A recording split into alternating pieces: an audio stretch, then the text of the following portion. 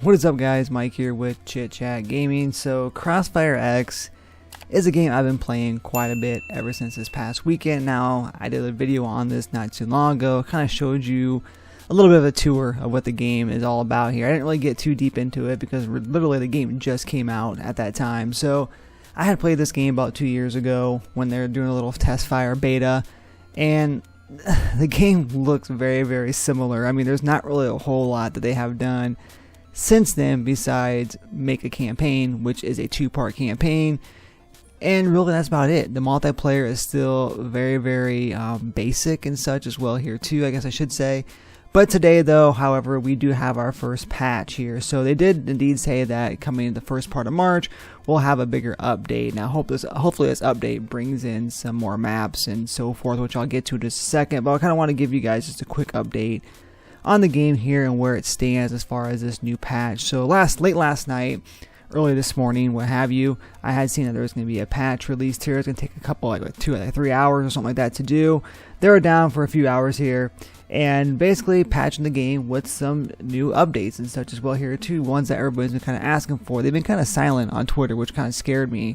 I don't like when companies, they release a game, whether it's free to play or not, they release a game and they kind of go silent on Twitter, and then they tiptoe around everything by posting like, oh, you know, we've heard the outreach and blah blah blah, you know, and they basically tiptoe around everything here and kind of talk about everything other than the issues with the game that they need to address. But finally we heard something here other than just a note or a briefing from somebody within the company. We actually got some patches here, so I'm going to give you guys a little bit of the patch issues here they went ahead and they addressed. So the first big thing is with Xbox Game Pass, of course, is that now you can actually play the campaign part 1 of the campaign, Operation Catalyst, which is a game that I've been wanting, in mode I've been wanting to play here. I've been wanting to play the campaign more than anything, but I knew that with Game Pass we're going to get at least the first part, the Catalyst, for free, and then the second part, Spectre, would be one that you have to pay for $8.99 if you own Game Pass. So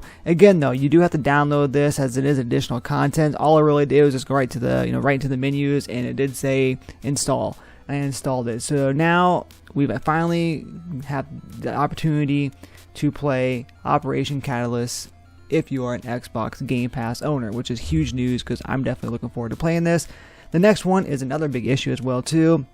It says the issue we had with the CAR 4 ADS should now be resolved, and players should no longer drop out of ADS while using this weapon. That was a huge one, especially with the CAR 4. The ADS was just absolutely ferocious, and it always and this happened with a lot of guns, but mainly with the CAR 4 here, where when you go in ADS, it would just pop in and out of ADS and all the time. And it just completely drove you nuts when you're in modern mode, because of course in modern mode you're able to be able to ADS and such as well too. So it's good to see that that was fixed. This is another absolute huge one. It's one of the reasons why I stopped playing on modern mode anyway, stopped playing the tower capture mode, and that's basically the balance improvements for the boogeyman will be introduced, which we hope will improve playability for all of our players. So man, the mode tower, or the mode capture, it's on the map called Tower.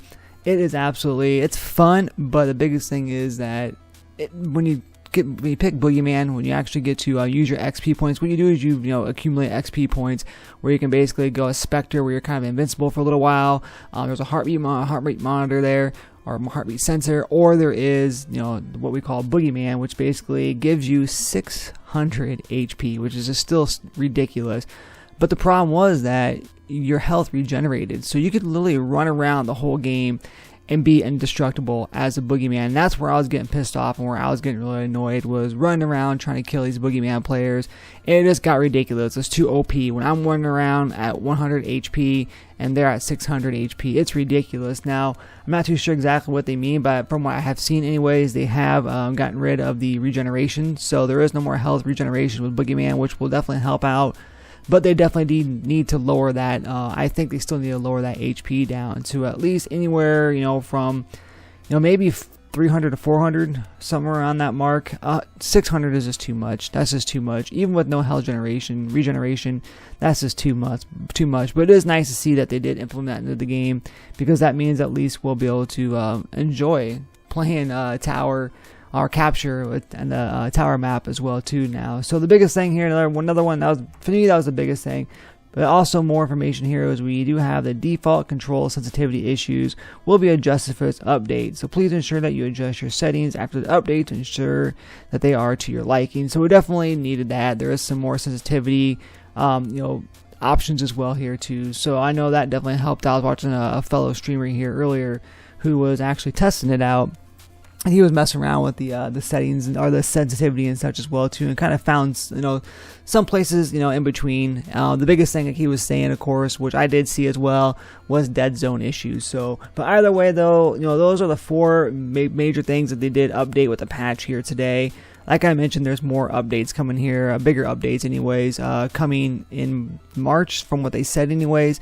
A couple things I'd love to see really quick here is more maps. There's one map per mode. So in modern mode you have basically two modes. You have regular search and destroy, and then you have capture, where there's only one map for each one of those.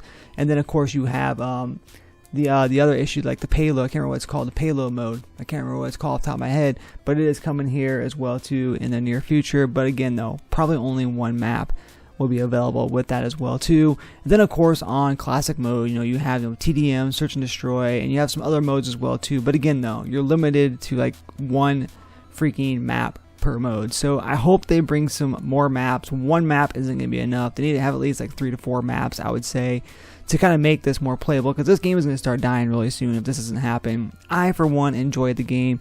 I was a huge fan of Warface, Breakout, Rogue Company, a lot of those games like that. I'm really into like other games, other than Call of Duty, that's going to bring modes like Search and Destroy and Team Deathmatch. I love little small indie companies. I love seeing like these kind of generic shooters and such as well too. But I just want more from these games, and I really enjoyed my time with CrossfireX. I really enjoyed the game regardless. I want to succeed. I wish Breakout, Warface Breakout would have succeeded as well too. Absolutely enjoyed it. It's a shame that's pretty much dead, but I for one would love to be able to see this game, definitely become something, somewhat big. I know it's not going to be as big as like Call of Duty and like Rogue Company, Apex, CS:GO, and what have you, Valorant. But I like those style of games. I like the whole search and destroy. I love TDM modes, and I love being able to play something other than Call of Duty all the time. So again though, guys, I am really pumped for this game here. I really enjoy it.